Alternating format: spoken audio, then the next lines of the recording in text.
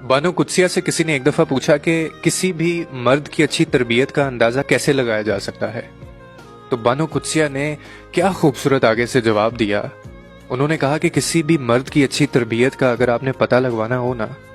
तो आप ये देखें कि जब उसकी औरत कोई गलती करती है या औरत के कसूरवार होने के बाद वो उसकी तजलील करता है या नहीं करता।